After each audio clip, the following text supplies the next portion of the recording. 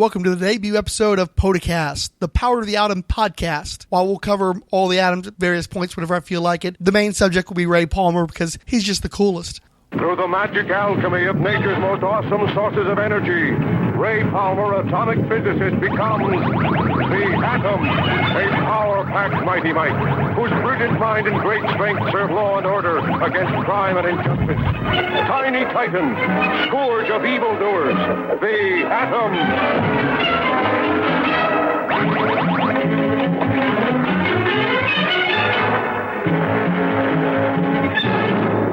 From the strange combination of white dwarf star and sunlight, product of the awesome forces of nature at her mightiest, steps a tiny titan into the world of giants, the Atom. Dedicated to overcoming evil, enlisting his services on the side of law and order against crime and injustice, he is to startle the world by the amazing inventiveness of his brilliant mind and the sheer physical power of his atomic body. Birth of the Atom. Story by Gardner Fox. Art by Gil Kane Murphy Anderson. And with that, the basics are established. Ray Palmer is really, really smart. He gets really, really small. And along with, or in spite of, the first two, he can really, really bust heads. People tend to forget that last part, but history will out. At Ivy University's nuclear physics laboratory, Ray had been firing all kinds of light beams through his lens he'd created that he'd found could shrink stuff. Unfortunately, like Wayne Szalinski with six-pack abs, that stuff tends to explode inside of a few minutes. If Ray could just get it together, the agricultural benefits alone would solve a good many of mankind's problems, which I think was mighty thoughtful of him. Frustrated with his current progress, Ray sat down and thought up a nice, relaxing flashback sequence.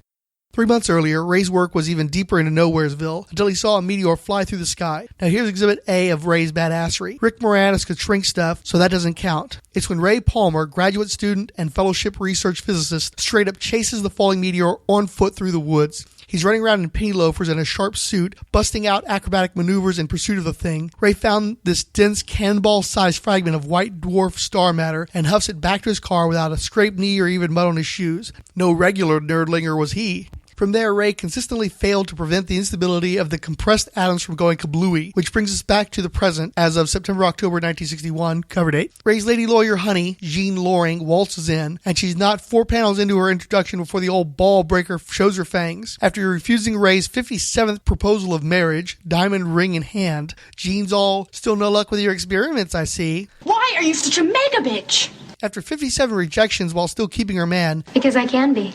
"Besides, you know very well I'm determined to prove I can be a success as a lawyer before I give up my career and settle down." Because, you know, that's the choices she's got. Chaste, type A, Harridan, or barefoot and pregnant. Hello, atomic age gender roles. Ray's got nothing in his pockets but that ring and failure. So it's no wonder Jean wants to keep her options open. "I've got to make those experiments work." Jean's so high in the IQ department, she'd breeze through law school in 2 years. She'd never be satisfied with half measures. Neither will I.